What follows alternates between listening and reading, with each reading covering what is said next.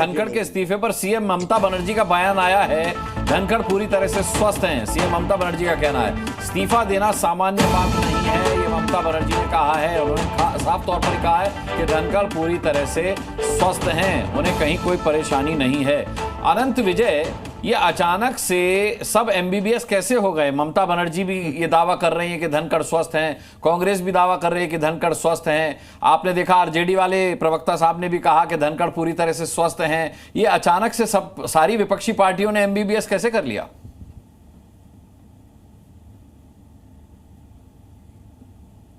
अनंत विजय जी। हाँ, मैंने सोचा किसी और से पूछा आपने।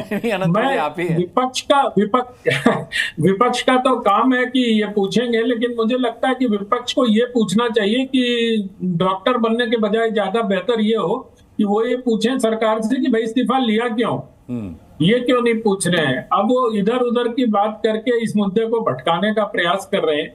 और मुझे लगता है कि कुछ ना कुछ तो है। जिस प्रकार से आप देखिए कि प्रधानमंत्री को भी उनके उत्तम स्वास्थ्य की कामना करने में कितने घंटे लग गए। आज उन्होंने, प्रधानमंत्री जी ने भी उनको कहा है, तो कहीं कुछ तो पेच फंसा हुआ है। लेकिन आने वाले समय में ये साफ होगा। मैं रामकृपाल जी को अभी सुन रहा था, वो ठीक बात कर रहे थे, सिद्धांत रूप से वो बातें बिल्कुल ठीक है। लेकिन अगर अब पत्रकारों का तो हमारा काम है ना कि कहीं कुछ मसाला ढूंढा जाए, उसमें कैसे राजनीति क्या हो रही है, उस राजनीतिक को हमें तलाशना होगा। और सर ठीक कह रहे थे, लेकिन मुझे लगता है कि जिस प्रकार से कल जयराम रमेश ने तुरंत सवाल उठाए, उन्होंने एक लंबा ट्वीट किया, और जिस प्रकार से कांग्रेस पार्टी के अन्य नेताओं ने, और जो कल कुछ घटा 4 बजे से 7 बजे के बीच में, जो थोड़ा बहुत संकेत आप अपने नीचे पट्टी पर दे भी रहे हैं, तो वो अपने आप में कहीं ना कहीं कुछ संकेत तो करता है। सिर्फ ये बीमारी, ठीक है वो बीमार थे, उनका हार्ट का में कुछ प्रॉब्लम थी, नैनीताल में अभी पिछले दिनों गए थे तो वो चलते हुए लगा कि वो गिर पड़ेंगे, ये सब चीजें ठीक है। लेकिन इन कारणों से कोई इस्तीफा दे दे, वो भी उपराष्ट्रपति पद पर, वो भी ऐसा व्यक्ति जो बहुत ज्यादा वोटों से जीता हो और जिसको नेतृत्व का विश्वास प्राप्त हो, तो ये सहज तरीके से पचाने में बहुत मुश्किल होती है। मुझे लगता है कि कहीं ना कहीं, अभी आप लोग शायरी और गीत की बात कर रहे थे, मुझे लगता है, मुझे एक फिल्म याद आ रही है जिसका टाइटल था रुका हुआ फैसला। तो क्या अब जितने रुके हुए फैसले थे उनका गेट खोल दिया गया है? क्योंकि अगर उपराष्ट्रपति के पद पर किसी को आसीन करवाया जाएगा और वो केंद्रीय मंत्रिमंडल का सदस्य होगा, तो फिर केंद्रीय मंत्रिमंडल में भी सफल होगा। और अगर किसी को राज्य से एलिवेट करके केंद्रीय मंत्रिमंडल में लाया जाता है तो राज्यों में भी सफल होगा। तो मैं इसको इस तरह से देखता हूं कि chain of reactions, political activities अभी अपने देश में होनी है। अब ये संसद के सत्र के बाद होती है या संसद के सत्र के दौरान होती है, ये देखना बहुत दिलचस्प होगा। जी विजय त्रिवेदी जी, क्या हो सकता है? किस समीकरण की बात कर रहे हैं, किस गड़बड़ झाले की बात कर रहे हैं विपक्ष के लोग? क्या हो सकता है धनखड़ के इस्तीफे के पीछे? और जैसा कि साफ तौर पर अनंत विजय जी ने कहा कि पूछा ये नहीं जाना चाहिए कि उन्होंने इस्तीफा क्यों दिया, बल्कि पूछा ये जाना चाहिए कि सरकार ने उनका इस्तीफा क्यों लिया।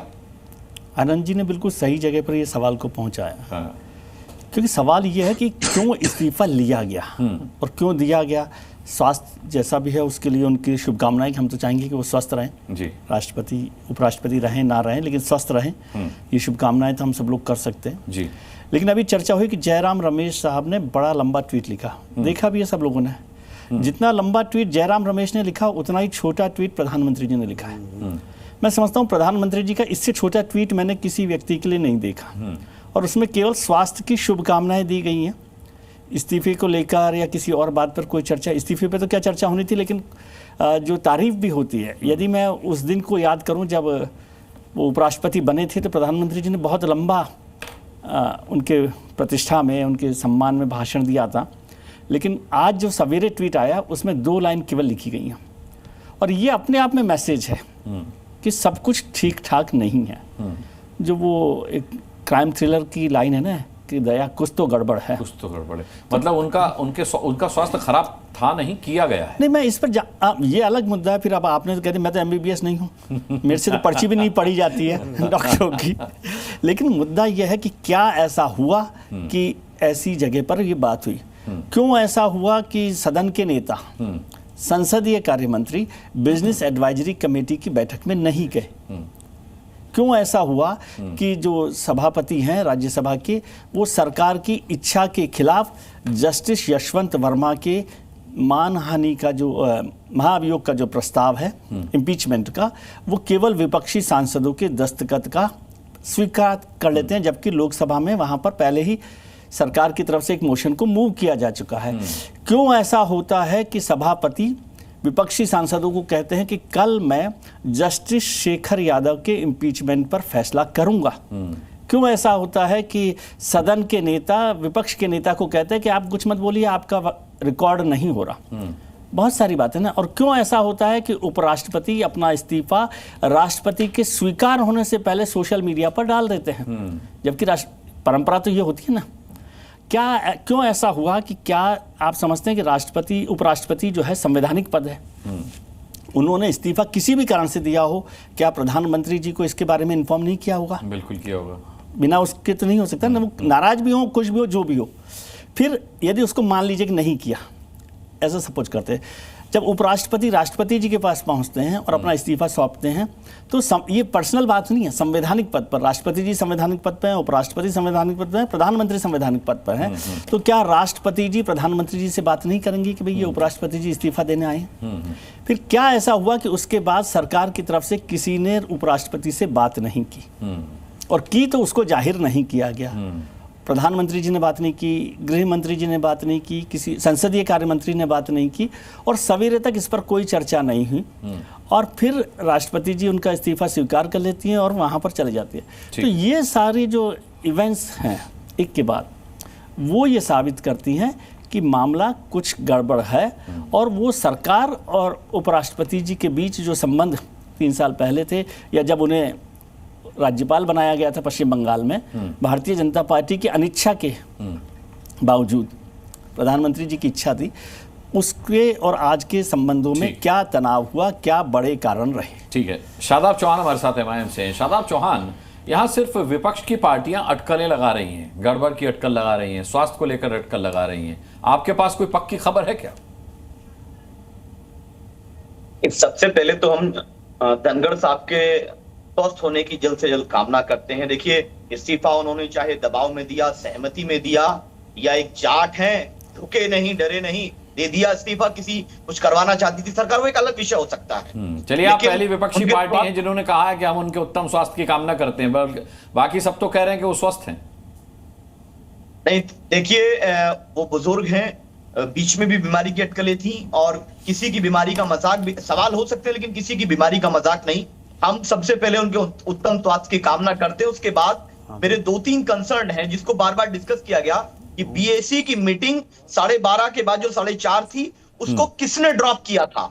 उसमें वाइस प्रेसिडेंट साहब तो मौजूद थे, कौन नहीं गया? तो अस्वस्थ व्यक्ति तो नहीं रह सकता ना मीटिंग में, वो तो थे। उसके बाद 1 बजे के लिए बोला गया, उससे पहले ही सारी चीजें खत्म हो गई। दूसरी चीज, अगर देश का उपराष्ट्रपति बीमार है, अस्वस्थ है, एक फोटो नहीं आई कि आदरणीय प्रधानमंत्री जी ने उनसे जाकर मुलाकात की हो, गृह मंत्री जी ने, रक्षा मंत्री जी ने टेलीफोनिक कन्वर्सेशन का कोई मैसेज आया हो कि स्वास्थ्य की जानकारी ली है, इस प्रकार की कोई जानकारी नहीं। उनके कहीं एडमिट होने की जानकारी नहीं मिली। दूसरी चीज ये है कि बहुत अच्छा पॉइंट रेज किया मेरे से पहले जो बोल रहे थे सर, कि ये संवैधानिक पद पे बैठे हुए व्यक्ति का एक दायित्व है कि पहले इस्तीफा जो है राष्ट्रपति महोदय को जाता, उसके बाद वो पब्लिक डोमेन में आता, लेकिन पहले पब्लिक डोमेन में आ गया। तो ये सारे सवालात जो हैं, चाहे जो जस्टिस वर्मा को लेकर कहें, ये या फिर कोई और इम्प्लांट करने का प्लान है, कोई नया आने वाला है, कोई लोग कह रहे नीतीश जी आने वाले हैं, या कुछ और, कोई आरिफ मोहम्मद खान। तो सवाल ये है कि जो इतनी जल्दी घटित हुआ है, उसमें न सिर्फ विपक्ष के लोग चिंतित हैं और कंफ्यूज हैं, जो सत्ता में दल हैं, जो लोग पार्टनर हैं, एनडीए पार्टनर्स, वो भी कंफ्यूज हैं कि अचानक चंद घंटों में इतनी बड़ी घटना घट गई, कुछ भी किसी को समझ में नहीं आया। और आदरणीय प्रधानमंत्री जी का ट्वीट इशारा करता है कि सिर्फ स्वास्थ्य मसला नहीं है। स्वास्थ्य मसला हो सकता है, लेकिन सिर्फ स्वास्थ्य मसला नहीं है। स्वास्थ्य के साथ साथ कोई और भी कारण है, जिन कारणों का जनता के बीच में आना आवश्यक है। निश्चित चुनाव के लिए भी एक तय सीमा होती है, और पार्लियामेंट सेशन जब चल रहा था अचानक से उनकी तबीयत ज्यादा खराब होने की कोई भी ऑफिशियल इंफॉर्मेशन नहीं है। ये सदन के बाद हो सकता था, आखिरी विदाई भाषण हो सकता था, उनके ताल्लुक से जिस प्रकार की बातें आदरणीय प्रधानमंत्री जी ने कही थी तो उनको एक विदाई दी जा सकती थी, उनको अलाउ किया जा सकता था। लेकिन सडनली ये सब जो चीज हुई है उसको लेकर जनता में, विपक्ष में और छोड़िए बहुत से सीनियर पत्रकार तक कंफ्यूज हैं। ये हर जगह कंफ्यूजन है इस चीज को लेकर, किसी के पास एग्जैक्ट आंसर नहीं है कि रीजन ऑफ रेजिग्नेशन क्या है। और वही सवाल हम बार बार पूछ रहे हैं कि सरकार को या तो स्पष्ट करे या फिर उनके ऑफिस से क्लैरिफिकेशन हो। और अगर वो बीमार है, हम अनुरोध करते हैं आदरणीय प्रधानमंत्री जी, रक्षा मंत्री, गृह मंत्री जी, उनसे जाकर स्वास्थ्य का हाल लें, उनसे जाकर जल्द से जल्द मिलें। ठीक है शादाब भाई, मैं लौटता हूं आपके पास। राम कृपाल जी कुछ जोड़ना चाह रहे हैं।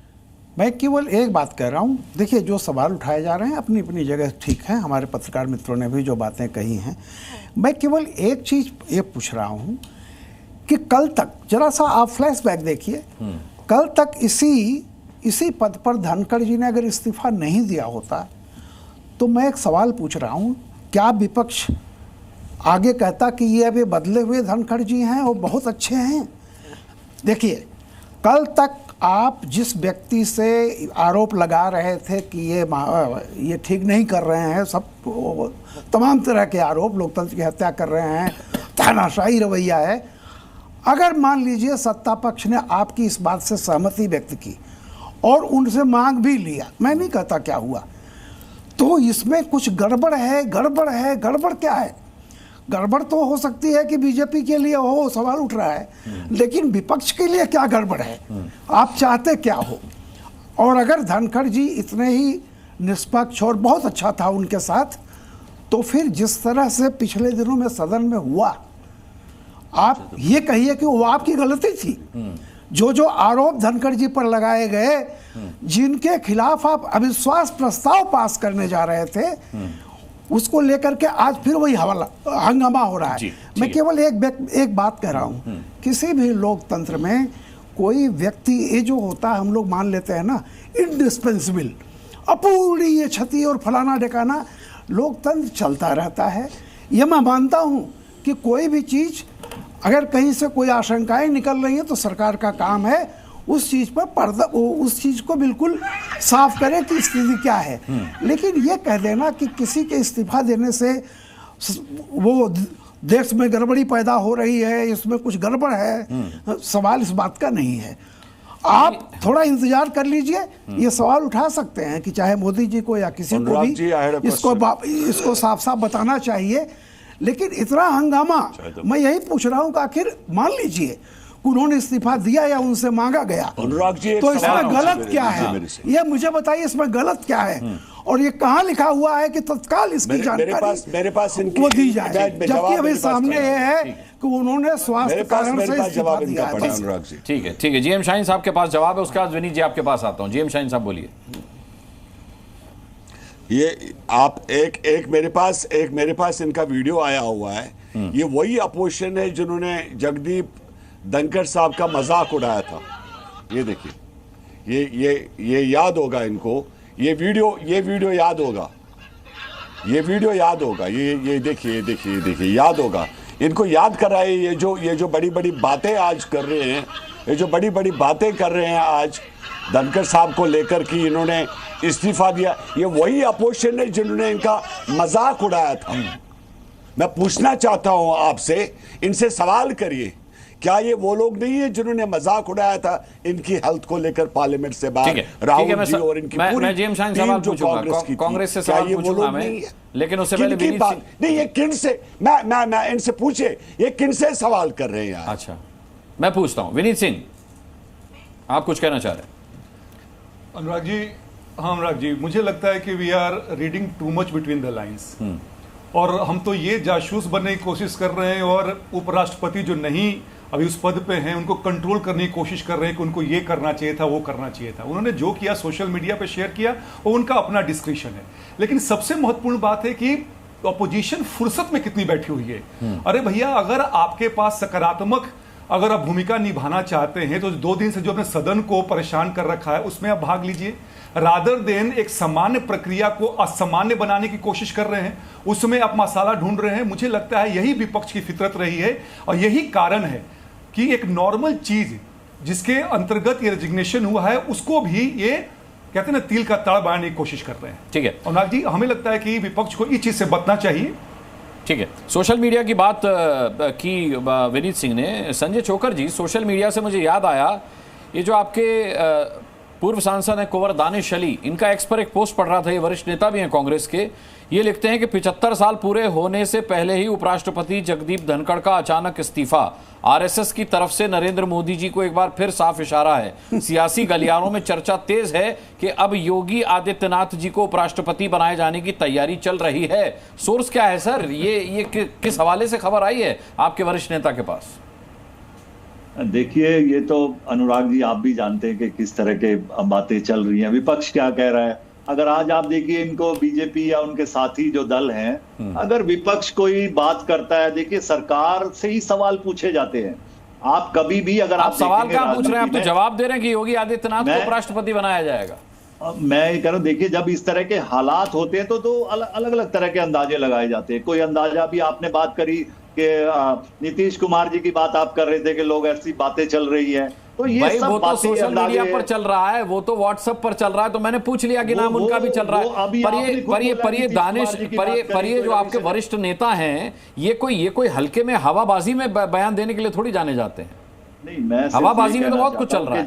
जब इस तरह की चीजें होती हैं, जब ऐसे हालात होते हैं, जो अचानक एक आदमी फिजिकली फिट है दिख रहा है और पार्टी बीजेपी कह रही है नहीं तो अस्वस्थ है, तो ये अगर इस तरह की जब अचानक जो चीजें होती है तो कहीं ना कहीं सवाल खड़े होते हैं, अंदाजे भी लगाए जाते हैं, पार्टी अलग अलग लोग अपने अपने अंदाजे लगाते हैं। तो ये सारी चीजें इसलिए कि बीजेपी के लोगों को अगर ये सारी चीजें बिल्कुल साफ नजर आती कि वो फिजिकली अनफिट दिखते, पहले से बीमार दिखते, तो आज ये सवाल नहीं खड़े होते।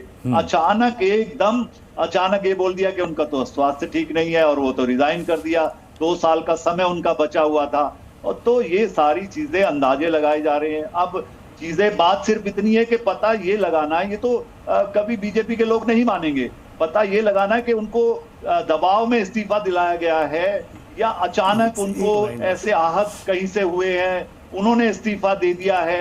तो ये आने वाले दिनों में सारी चीजें, इन पर चर्चा भी चलती रहेगी। कोई ऐसा विपक्ष का कोई ऐसा नहीं, अभी एक हमारे साथी बोल रहे थे विपक्ष खाली है, उनको कोई काम ही नहीं है। अरे अगर जो चीज पार्लियामेंट में हो रही है आप इतना हल्के में ले रहे हो, एक राष्ट्रपति या उपराष्ट्रपति ने इस्तीफा दिया है, अगर उस पर कोई चर्चा हो रही है, सवाल हो रहे, तो आपको किस बात का, आपको क्यों दर्द हो रहा है? आपको जवाब देना चाहिए। और अगर आप जवाब सरकार से ही जवाब मांगे जाते हैं, जो आज सरकारें चला रहे हैं उन्हीं से सवाल करेंगे, आप विपक्ष से क्या सवाल करोगे? क्योंकि फैसले आप लोग करते हैं, हटाते आप हैं, बनाते आप हैं, दबाव आप डालते हैं, क्या हालात है देश में वो सब लोग देख रहे हैं। तो ये सारी चीजें जब तक आप ये पिक्चर क्लियर नहीं होगी, ये सारी अंदाजे चलते रहेंगे। अरे पिक्चर तो आपने क्लियर कर दी, वही मैं पूछ रहा था। खैर, राम कृपाल जी कुछ कहना चाह रहे हैं उसके? विजय जी मैं केवल एक बात याद दिलाना चाहता हूं कि कांग्रेस ने 1969 में बीबी गिरी उपराष्ट्रपति थे, उनसे इस्तीफा लिया था और ऑफिशियल कैंडिडेट जो नीलम संजीव रेड्डी थे उनके खिलाफ उनको राष्ट्रपति का चुनाव लड़वाया और इंदिरा जी ने कहा कि अपनी अंतरात्मा दो, उनको जितवाया भी।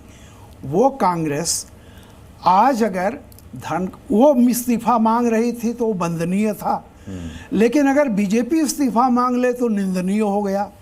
भाई ये तो आप कम से कम ये देखा करें कि अगर विपक्ष इस्तीफा मांगे तो वंदनीय है, तब भी उनकी तबीयत खराब नहीं थी जब आप इस्तीफा मांग रहे थे, और मान लीजिए आज भी तबीयत नहीं खराब है, तो अगर बीजेपी इस्तीफा ले रही उनसे तो काहे को निंदनीय हो गया? जिस तरह से सुबह से आप कर रहे हैं, तो आपका काम वंदनीय है, उनका काम निंदनीय है। ये राजनीति जरा घाल-मेल की नहीं चलनी चाहिए।